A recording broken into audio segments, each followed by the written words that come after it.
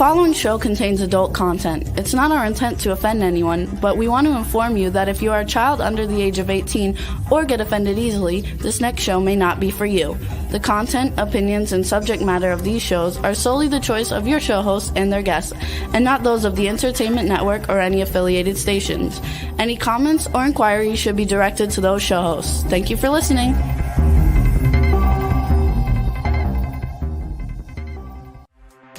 Hey everyone, and welcome to 50 Shades of Bullshit.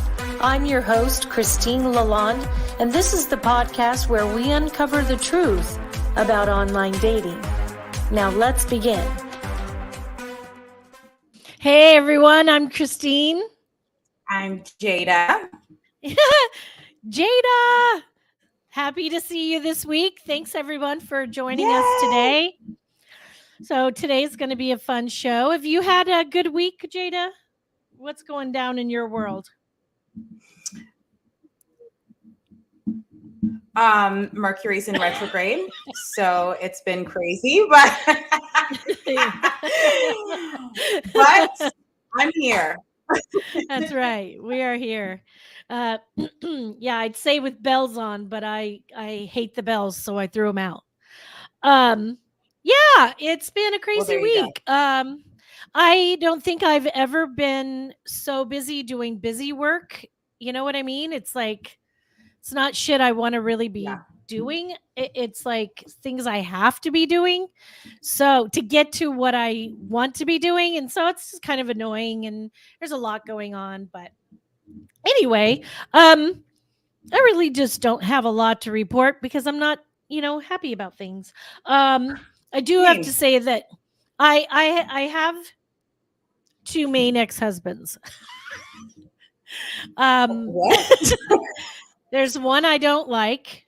Okay. Because he's a narcissist gaslighter. And I was lucky to survive him. And I have one that I really like. He is a good guy. He was not the right husband for me. But he's a great guy and he's a great dad to my two older daughters. Okay. Unfortunately, he's only 3 years younger than me. He's 52. And he had some major strokes this week. Oh, no, I'm sorry to hear that. So we've been dealing with that. And I'm happy that I'm able to be there for my daughters and for him to, help in any way I can. So it's been kind of a crazy week. Wow. And, just positive thoughts. People recover from strokes. So we're going to think positive. Well, I will send you love and light and all the positive vibes your way. Thank you. You're welcome. All right. Well, this week, I just want to get into the show because I'm annoyed with life. Yeah. Me too. And I think that our guest is love and light. I really, really enjoy him. He was on the show recently talking about, what was that? Dumb Bitch Academy. It was Bryan. Oh, I missed that one. I listened to it, but I wasn't here. Yeah. So Bryan is back with us. And what we're talking about today is what he terms as hacking your mind. It is the action of observing and modifying your behaviors, perspectives, and situations you place yourself in to actively determine direction. So Bryan joins us because he is really incredible. I found him on TikTok. I love his content. He tries to help people, determine what is their issues and learn how to overcome them and move forward. Okay. That's my gist on it. Could be other words that he uses, but those are Christine's gists. So, Bryan Nateras, he is... He basically is writing a self-help book filled with practical solutions to complex problems, utilizing the wisdom of his ancestors, along with modern research in several different kind of fields. Today, we are going to talk about 3 principles for dating, and that's knowledge of self, knowledge of desire, and knowledge of others. So he's got, a good diverse range of things that he's done in the past 15 years, like including psychology, neuroscience, philosophy, and spirituality. He's really an all-around kind of guy, and I'm really excited to talk to him about these 3 principles. I've never heard anything like it, but yet when you break them down, which we're going to do, we have heard of it, but just not in this way. So I'm super excited. Let's bring Bryan on. Hi, Bryan. Hi, Hey, Bryan. ladies, how are you? You're looking Good. great. We're Thank you, doing thank all you. right. I start each day with the same things now. I have 2 mantras that I start each day with. And Mhm. throughout the day, if I'm struggling, I say them again.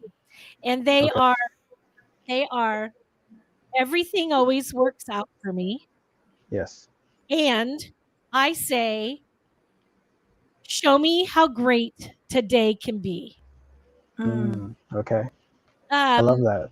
Yeah. Me too. And I've really learned to wake up, say them, and any type of the day as I start to struggle, I'd say it again. So I'm sharing that with you guys because I don't know, I feel like this is part of what is showing me how great my day can be. So thank you Right. for being here, guys.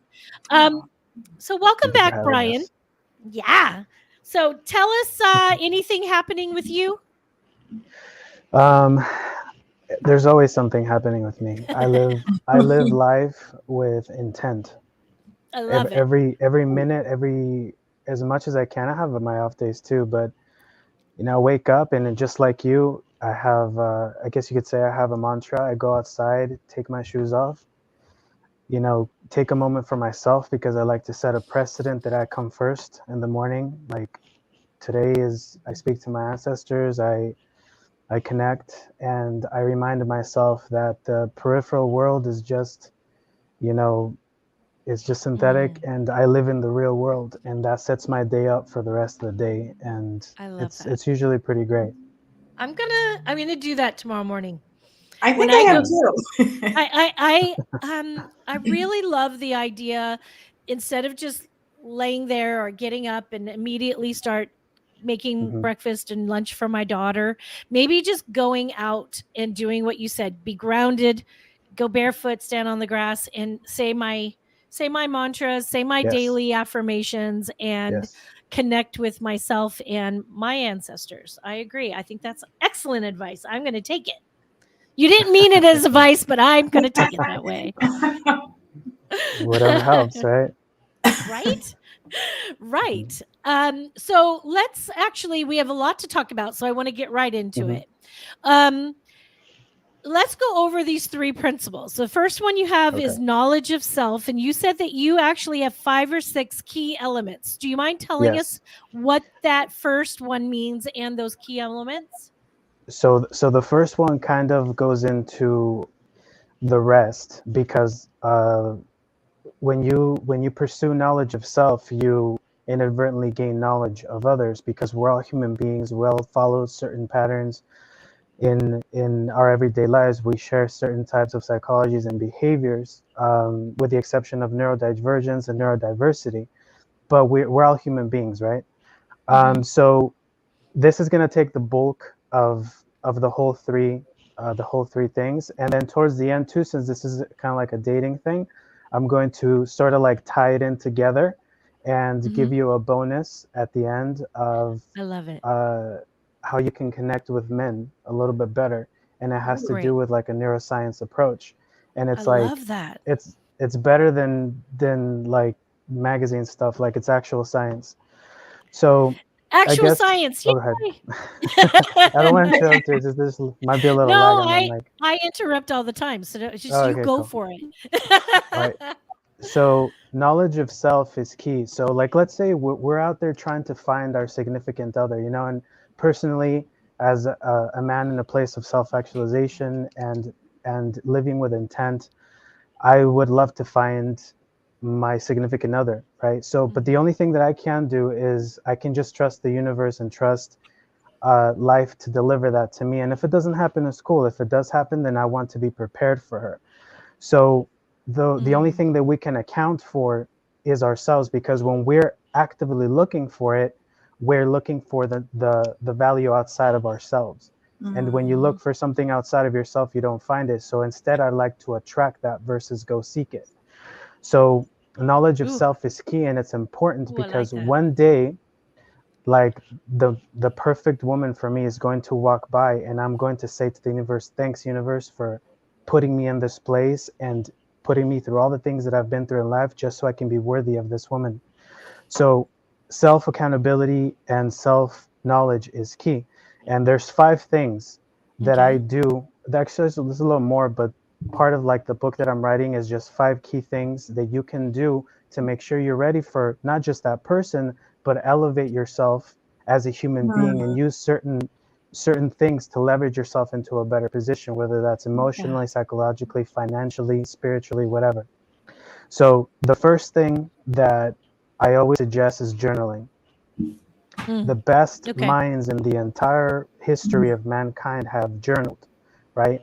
So it's not just about saying your feelings or anything like that. I mean, that does help. It's a little cathartic, but it sets different precedents psychologically and neuroscientifically, right? Neurobiologic. So the first precedent it says is that it's kind of like the thing that I do in the morning. I come first. So when I open my journal, the first line that I always write, even when I have nothing to write, I endeavor to be better than who I was yesterday, or I'm going to be better than who I was yesterday. And by reminding myself of that, because we cannot conceptualize time, and we kind of take ourselves for granted a little bit, it reminds me, hey, wake up. It's time to get shit done. So that is the first thing. So you can start the day with intent. That's another thing. Like psychologically, you start the day with intent, and you set a psychological precedent that you come first, and another psychological precedent which helps with your discipline. If you have bad discipline, your life is garbage. So by journaling every day, right? Right. So by journaling every day, you set that precedent of discipline, and you just need one thing. For 6 weeks, that's the study. It's over 6 weeks, but I give it 3 months every single day. And these things, you got to do them every single day. And they're just easy things that you can fit into your life. So another thing, it gives you organization. If you're unorganized in life, you have no direction. You have no path forward. What is it that you want? If you want the universe to bring you somebody extraordinary, you can't say, oh, I want somebody extraordinary. No, I want somebody extraordinary with long hair, and she's this, she's that, and this is what she looks like, and blah, blah, blah. You have to be specific with your intent, and the universe will give that to you. And I highly believe that. Right? 100%. Yeah. We're on that same page with you. Everything we talk about is knowing what you want and having that intent for it. Right.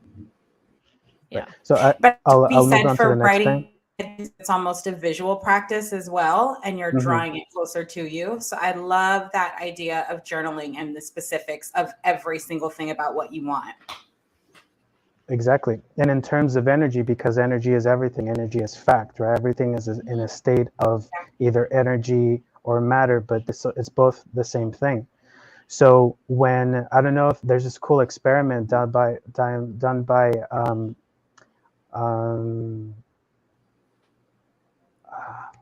Matsumoto. There's a Japanese gentleman, I think it's Matsumoto. That's his last name. I forgot his first name. And it's the water experiment, where you write certain things in the front of like rice or water, and it changes them in the molecular level. You can see it as it crystallizes, as you freeze it, it changes. So as you write, you are putting energy out there into the universe as well. So it's kind of like a self-healing thing as well. So that's another cool little thing. So funny that you talk about water. Water is very, very significant in my journey of manifesting. I manifest in water every day. I speak it into my water, and I drink it every I like that. day. Because I'm transferring the energy of what I'm saying and the codes, because I use codes, mathematical codes that are interpreted for specific things. And I speak it into the water, and then I drink it and put it into my energy of my body. Then for my big manifesting days on 11/11, 1/11, those type of days, I go to the ocean and I pre-write my manifestations. I go to the water and I stand in the water and speak it into the water. So I double duty Ooh. it. Powerful. I'm gonna Then steal that one. I bring those back home, and then I actually burn them to release them. I'm not going to hold on to them because I no longer need them. So because they're here now. So Yes. it's funny that you mentioned water because I truly believe that, and that's my strongest way of manifesting. That's awesome. I'm gonna steal that. I like that. Please do. We're going to That's share perfect, some too. shit here. Yes.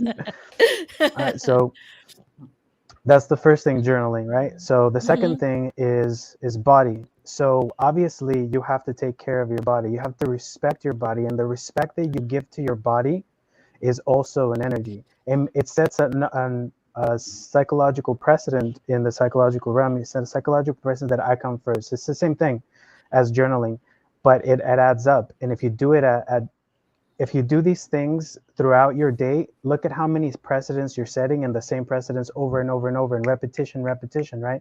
Over and over. So you come first. The second is intent. I want to feel this way. I want to look this way, right? Not to mention, obviously, the physical aspects of it, better mood, all that stuff, all the science stuff that, everybody knows, the health benefits. Another one is, this is very key, and this is part of all the actions in this process, is the counter to sadness, the counter to fear, the counter to lack is defiance.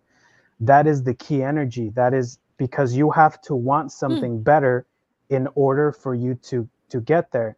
Now, what's cool about neuroscience is that you can either live in a place of constant stress and cortisol, or you can live in a place of serotonin, dopamine, endorphins, glutamate, noradrenaline, all those good cocktails, right? And at the same time, psychologically, you can live in a negative place of lack, fear, anxiety, all those negative things, or you can live in the opposite. But the bridge between those two things is defiance. Say, you know what? Nobody's gonna come and save you. I gotta take care of me first. And that is the genesis of switch. That is the catalyst for change. So by going out to the gym, every rep that you take, every squat that you take is an act of defiance against your lesser self, right? I don't want to be sad anymore. On top of that, your body is like an endocrine organ. Every time you flex a muscle, your body releases serotonin, and that's more effective than any antidepressant. So you have that precedent as well, that benefit as well. You have, obviously, another thing, you also increase your baseline dopamine. So your baseline dopamine is really great. Dr. Huberman talks about this on his podcast a lot, and it's super important too. That's why I started taking cold showers, and like, whoa, man, I love it. It's great. So dopamine is a neuromodulator for the entirety of your day, for what you do, how you feel, and even your perspective psychologically and all that stuff. At the end of the day, you feel all drained and all defeated. Well, you can increase your baseline dopamine and have more sustained levels of energy emotionally and physically. So that action itself also yields you that. At the same time, every time you move and you do something, you're creating new neural groupings, right? So when you're in a state of depression and sadness, you're in constant fire of those neural groupings. You just default to that state, and it keeps you in a perceptual, psychological, and physiological prison, because those things exist in your body. So as you work out, as you journal, as you do all these other things, you're creating new experiences by creating new neural groupings. So person A and person B 3 months later are literally not the same person, because person B has now developed a whole bunch of new neural groupings that this person did not have, right? So sometimes when you're at that place, you can kind of fake it till make it, because mind influences body just as body influences mind, because mind and body are the same, right? Exactly. So if you guys want to add, before I go to number 3. Well, go ahead. Go ahead, Christine. No. Go ahead, Jada. I was going to say, you had mentioned something briefly when you talked about taking a cold shower. I did this whole reading except the reading I saw called it a shock shower, that if you take, Yeah. you can have a hot shower and then do like 2 minutes of cold water, then turn it back to warm, then 2 minutes of cold water and turn it back to warm. And the psychology of how that affects your body and your day is incredible. I've only done it a couple times because it's a lot, but I know it's intense. Yeah. I just took a cold shower before I got in. I had finished working on my friend's car, and then I took a cold shower, and then I got over here. But yes, absolutely, it does help, because it's like you are going out of your way to be in discomfort. So you are telling your body, I tell you what to do. I tell you how to feel. I tell you, I'm the boss. Not obviously, because 30, by the age of 35, 95% of your personality is already programmed within you. So that means that 5% of your mind is conscious. So if in the last 35 years you have not actively regulated the person that you want to be, then you are just, kind of running in your background. And I realized this like at a very early age. And I said, you know what? I want to curate my experience, and I don't want to be ruled by my traumas, my fears, and what I lack, and all these things. And I'm still learning as a human being. That's why I say, let me use these tools to leverage myself into the person that I actually want to be, right? So cold showers is really cool, because it does increase your baseline dopamine about 60%, and that's huge. That's huge. You want change? That's huge. Also, your motivation, it has a lot to do with your motivation too. And like, you're there, for example, what's cool is you can kind of hack another thing. You can hack your mind, you can hack your neuroscience, your psychology, by like you're starting to get sad or something. You're starting to like, oh, I don't want to go to the gym. Like, I'm going to take a shower. Take a cold shower, and you're going to go to the gym like this. Because what you're experiencing in your baseline is a troph. It's called a troph. And that troph is what causes that pain, and that, oh, I don't want to do it. But when you take a cold shower, it spikes your dopamine, and it keeps it at sustained levels for the next 2 hours. So it's like you literally hack your mind out of that mood. Well, so that's what's cool. I can tell you another benefit of it. Yeah. Get your mind out of the gutter. No. What I was going to say was, actually, a hot shower pulls all of the moisture out of your skin and out of your hair. And when you wash your hair, if you want to have healthy skin and healthy hair, you're supposed to rinse and wash your hair in cold water. And it gives a shine, a bounce, an energy to your skin and your hair. If I take a hot shower and don't end with a cold, then my hair's drab, my skin is dry, I get like ashy and gross, and I look like a snake because my skin is all, crackly, gross. But actually, beneficially for your body, not just your mind, but if you have dry skin, if you feel flaky, if your hair feels icky, you have to wash and rinse your hair in cold water. So I like that. I think I'll do that. It makes sense, because I usually do like 15-20 minutes in the sauna, and I do stretching and like a little bit of meditation in there, and then I just go straight to the cold shower. And man, I feel like running a marathon. Your hair must be so supple, and your skin. I have Bryan, no hair. I shaved it off. He's like, I got rid of that. Because I owned a shop for like 15 years, and like working under cars, like grease would get in my hair, and I had super long hair all the way to my waist too. So. I can see that. I can see that. I can see that. So I was like, oh, goodbye. Good times.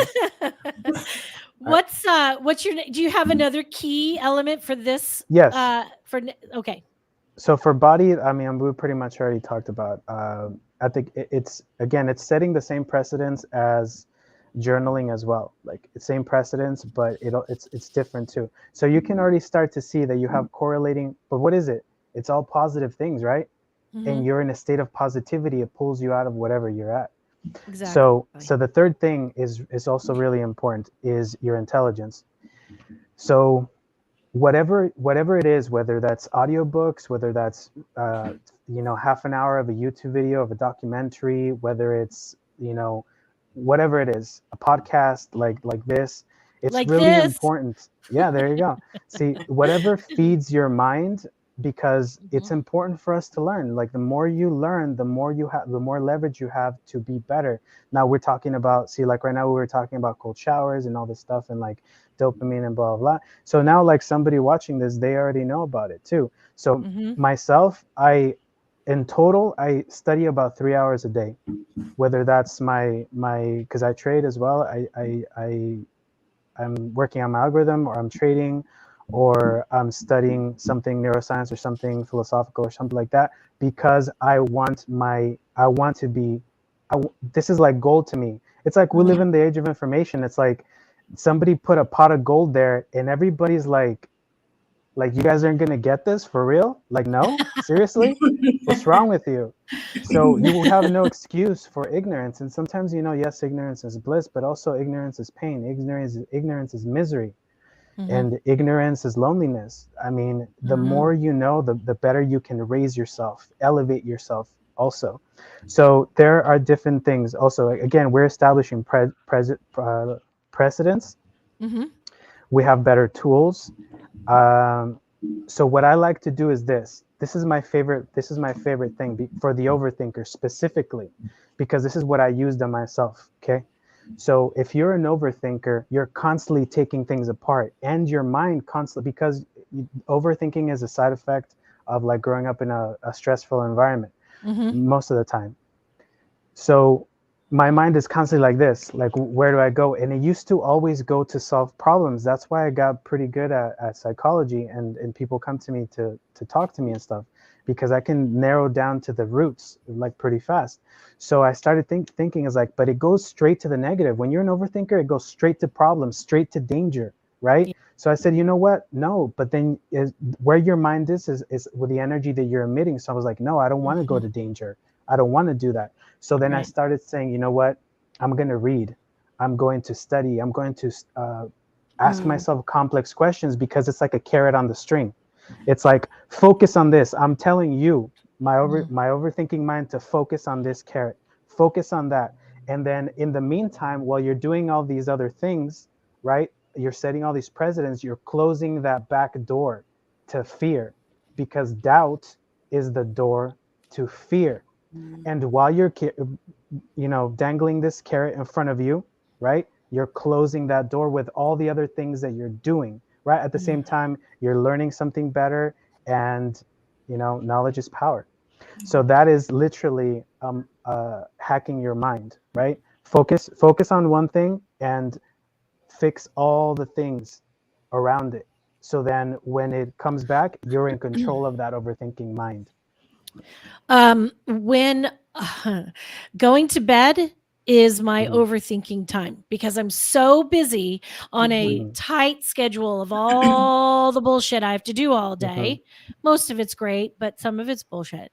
And I go to bed and my mind is gone nuts. I'm constantly thinking about everything. So I started turning to watching TV, and then that just kept me up.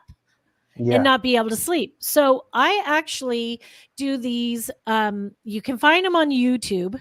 They're amazing. They are affirmations and manifesting while you sleep. So as you fall asleep, it's talking to your subconsciousness. Yes. And it is the best thing I've ever done for myself. So that is awesome. If someone ever, wants to do that, just go to YouTube, and put in money mantras, positive affirmations for sleeping, and they'll come up, and you can pick out of hundreds of them, and they are absolutely phenomenal. Yeah, I strongly agree with that too, because what I do before bed, if like I feel my heart rate is elevated, or I have something going on, I sit and meditate, because you're closer to that brainwave pattern when you're closer to sleep, because your brain waves are in a cycle, right? So as it gets later and later, this was a while ago, I used to just be on my phone and stuff, but also blue light keeps you up, right? Because so it was like I was getting really shitty sleep, and that's when I started to cement and get really disciplined in my process. You trust the process and it will deliver you. So what I started doing instead is, if I get to that place, I start meditating. So it is that same in that same realm. It's my So meditation. So then currently what I've been doing for myself is I've been studying a lot of hemisynchronization, right? So it's basically when your left and your right brain are kind of synchronized. And it's also really cool because when you sit and meditate and people cross their legs, so my right is controlled by my left is controlled by my right, but when you cross it, then it's controlled by that side, and this one's controlled by this side. So in the 70s, the CIA did these, they're all declassified documents now. They did these studies of hemisynchronization and meditation, and then they also went to like remote viewing and astral projection and all that stuff, but I won't get into that because that's a completely other thing, but it's super cool if you actually look into it. So there are these tapes on YouTube where you can listen to the actual, it's kind of like a guided meditation while you sleep. And I did that, and holy crap, dude, it took my meditation to like a whole other level, because I had like a crazy experience where like I got into my meditative state, and you don't always get there. Sometimes your mind's just flying around. But I got into this meditative state, and I saw like a line full of my ancestors and like this Chinese dragon coming at me. I was like, what the hell is this? This is dope. But it was really cool. Like, you know, it's a cool little experience, but it helped me sleep, and it helped me calm down, and it helped me get in control of my mind as well. Yeah, that's awesome. Do we have any more of the knowledge of self keys, or can we move on to knowledge of just two more? Okay. Yeah, two more. But you'll see how like this is the majority of it, and then the other stuff kind of is like add-ons, you know? Okay. So you have number 4 is art. What is your art? People, whatever your art is, whether that's walking in the woods or artistic or anything like that, we are our truest self when we are engaged in a state of play, because we are completely connected to whatever that source is. And as kids, we're always playing. Puppies, kittens, you know, babies, we're always playing because we're directly connected to whatever that source is. So when you're in a state of play, you're in your art. For me, it's music or I love all kinds of art. And for my kid, I have an 11-year-old, she loves art, and I do everything possible to help her in that place. Nice. So being in a state of play is also a very cathartic and a very spiritual thing. So at the same time, it's also in the realm of neuroscience, it's incredible because it reduces stress, it improves focus, it proves cathartic, and it stimulates neuroplasticity. That's why they have art therapy, right? So art encompasses all of these wide range of positive things that you could do for yourself. At the same time, if you're not loving what you do in life, you're not going to love your life, right? So if you're not engaging in your art, whatever it is, you're not living, period.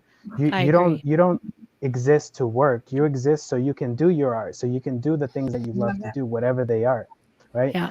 And that kind of ties into the last thing, and it's your spirituality. And a lot of people have like negative connotations, or they see this like bearded guy in the sky and stuff like that.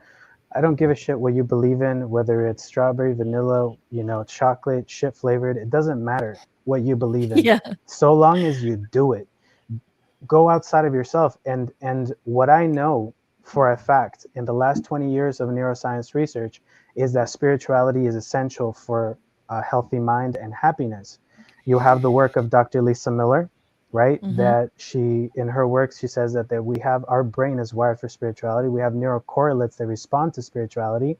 And then there's other studies like how you have this study that had three test groups, and it had somebody that just these three groups had a high suicide rate. And the first group was they engaged in a spiritual practice. The second group, it was a group spiritual practice, and the third group was a control group. Now you have, and it was an empirical study, it had a lot behind it.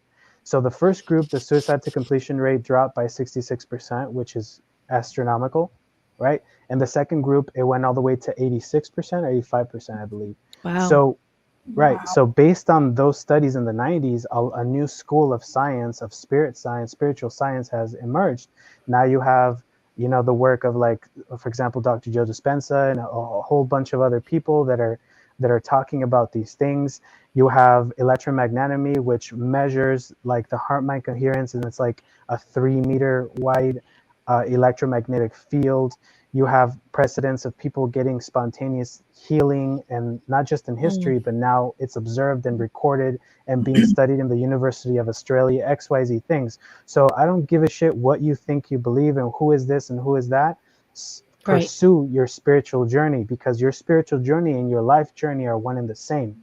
And if you want happiness, if you want prosperity, if you want true, genuine love, if you want authenticity of self, if you want to pursue self-actualization, they all involve these things. That is the real world. Spirituality is the real world. Everything else is synthetic, right? And you're surprised why lies are the currency of a synthetic world. Everything is fake. So that's why we're all sad, you know? So all these things. So you have the journaling, you have taking care of your body, you have feeding your intelligence, you have practicing your art, and you have pursuing your spirituality. So I go in depth with what I'm writing and stuff, but those are the things that when people talk to me is like, what is your plan? What is your process? And ultimately what this process is like a railing in the dark.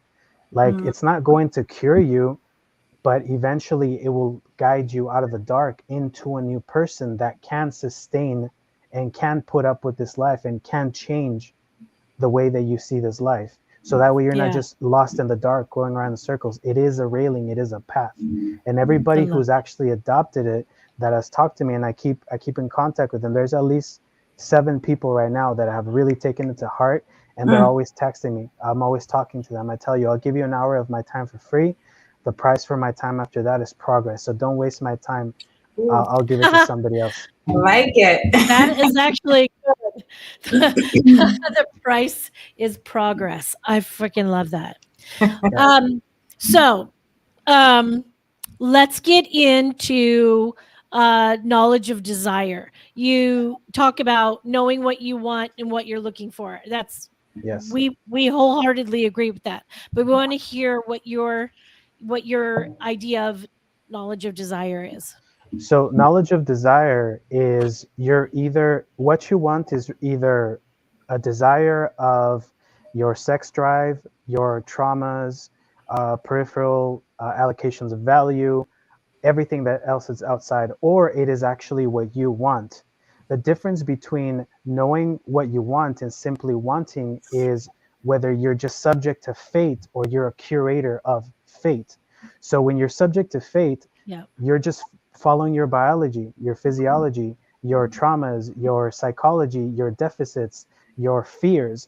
That is going to lead you down the path of least resistance.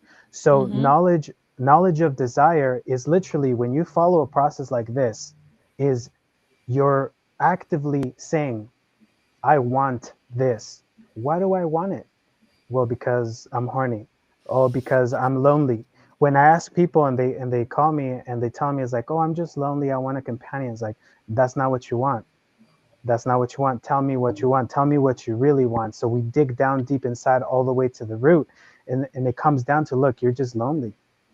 And that's not how you get somebody, because you're lonely. Because not only are you cheating yourself, but you're cheating them, right? Correct. Because you're going to utilize them and put an unfair amount of pressure on them in that relationship, and inevitably it's going to break. So knowledge of desire is the curation of your experience of and self, because you have to elevate yourself to a certain place in order to know exactly what the fuck you want. Otherwise, you think you know what you want, but you don't. I do 100% agree with that. And when it comes to knowing what you want, and I pair it with, as I always say, manifesting. It's not about saying what you want and then waiting for it to happen. Saying what I want gives me ideas and actions to do that brings it to me. Yes. See, and I can already tell, like I think you're the exception, because right away last time we spoke too, like you're already in a place of like active self-actualization, because people don't pursue their spirituality in anything less besides that, right? When their physiological desires, their safety needs, and their psychological needs, their need for belongingness and love and all that stuff is already met, then do you ascend to that place. So, I mean, this is the process, is the whole point, is if you want to use Maslow's hierarchy of needs as a guide, this is the process that helps you elevate to that place of self-actualization where you can actually decide what it is that you want, because the universe is going to listen to you when you're in that place, because you know exactly what you want in that place. Otherwise, it's going to ignore you. When you're in your development stages and your character development stages, the universe is just going to let you do what you got to do. But it's not until you ascend to that place that's like, okay, I trust you with those decisions. You know exactly what you want, so the universe is going to give it to you. I love that you said that, because I've talked to people that think they know what they want, but it's more or less a fear of being alone. So they may not really want that person, but they haven't really dug into themselves yet. And they've got that fear of being by themselves, that they'll just do whatever.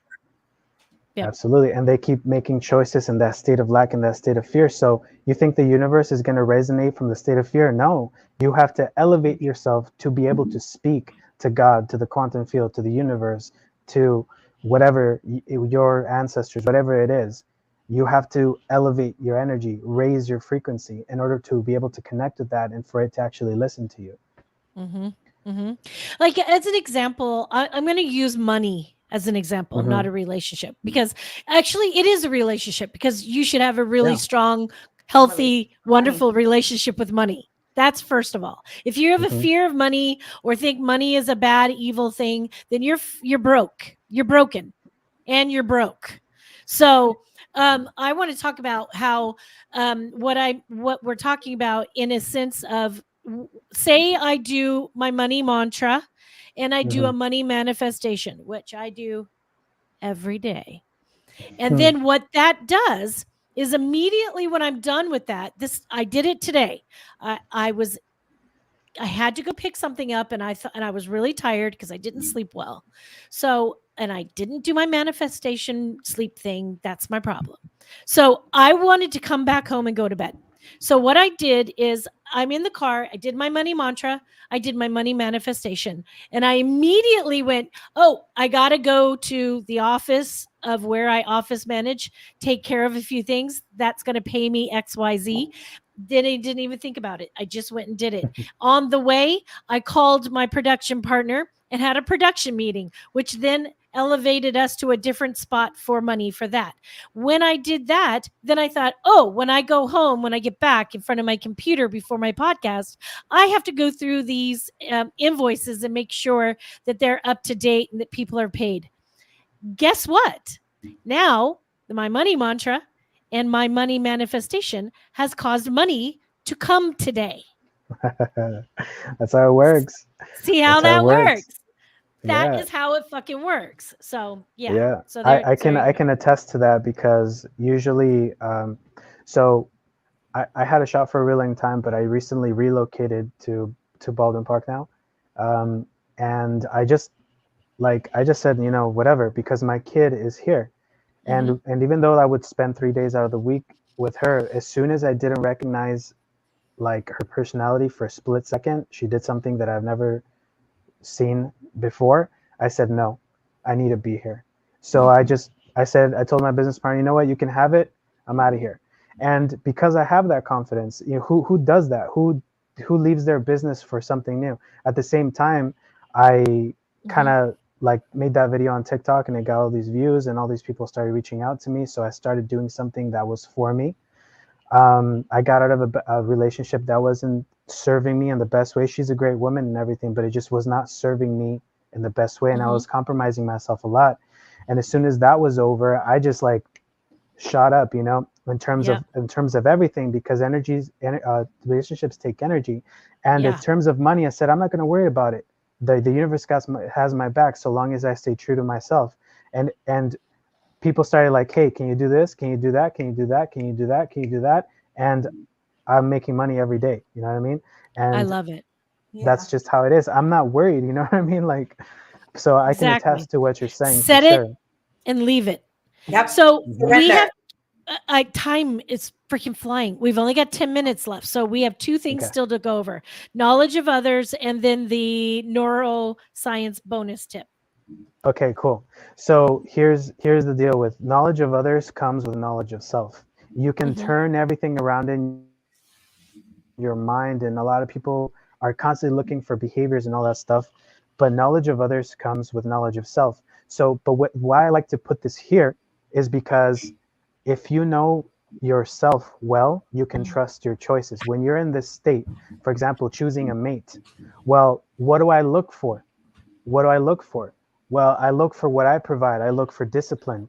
I look for intelligence. I look for uh, positive things. What is your art?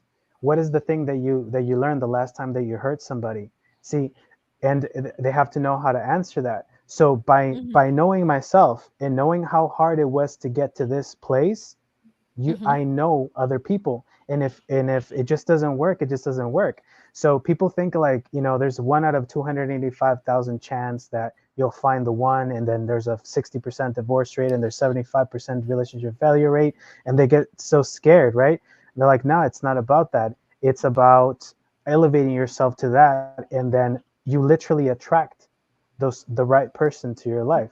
So that is I agree. knowledge of others. So I'll briefly go into the last thing because it's kind of cool. So the last thing is how women can connect with men a little bit better, and that is vasopressin bonding, and that is a neurotransmitter. It's kind of like oxytocin. It bonds to the same neuroreceptors as oxytocin, whereas women bond through oxytocin, whether it's through sex or intimacy or flowers and this and that. Women have a different bonding mechanism than men.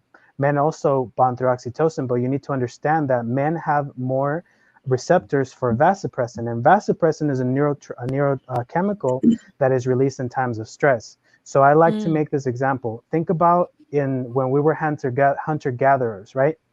Okay. When we came home with a kill and we were celebrated by the tribe, that made us feel valuable, right? So the way that you can connect with a man is through inducing a stressful behavior and having him win, right? So I like to say, you want a good date idea as a woman for a man, take him to an escape room. So then, but don't get in his way. Don't get in his way. Let him take the lead, and you're the support. And he's going to like, whoa, man, this chick is fucking cool, because that's how we bond. That's how we bond. We have to know that we're valuable to you. We have to know that we can provide something to you, and that you can appreciate what we have to provide, right? So, and the whole idea of escape room is like, even if you're smarter than him, because let's face it, sometimes girls are smarter than us, right? Yeah, vasopressin, AVP. So you can help him, give him clues and stuff, and then just like, oh, dude, you did that. Hell yeah, high five. Because that's what men do in a hunt. It's like, we did it. Fuck yeah, high five. So if you do that, it'll be easier for you to bond with a man. Like, I got flowers this week, which is the first time in my life I've gotten flowers, which is really cool. But it doesn't speak to me the same way that it speaks to a woman getting flowers. But I think it's still kind of cool. So it is cool, but I agree. So the last thing here before we stop. So the last thing with vasopressin is that studies have shown that it increases the favorability for a man towards a woman behavior in a social setting. So it's more like territorial. So that's what vasopressin does, and some women bond through that as well. So that's it. I along that route, I've heard from other men who teach women how to, connect to men and on the man's level, not what the woman wants. We know what we want. We have to pick the right person, and then we have to supply what they need to get there. And one of those things was saying things like, "Oh, I love being around you. You make me feel so safe." Making him feel like he's protect. Yeah, absolutely. I have to be Yeah. careful who I say that to. Yeah, be careful with that one. That's a WMD right there for a male I bonding. know, right? It is. Yeah. Well, I was wrong when I said 10 minutes. It was actually 5. I fucked that up. But thank you, Bryan, for going quickly. Because I really wanted to get that in. This was really good. Thank you, Bryan. It was a Yeah, beautiful thank you for day. having me. I saw how great today could be. So thank you. There you go. So I'm going to wrap this up. I hate to see you go, but I definitely want to have you back. Yeah. You know, I mean it when I say it. So you will be back. Jada, thanks for being here with me today. Of course. All the listeners, we really appreciate when you come and listen to us. And until same time, same place next week, let's keep it real. Bye. See you guys. If you enjoyed this episode, please share with your friends, like and follow us on Instagram at 50 Shades of _bullshit and Facebook at 50 Shades of Bullshit. Thanks so much for listening, and we really hope to see you again next week.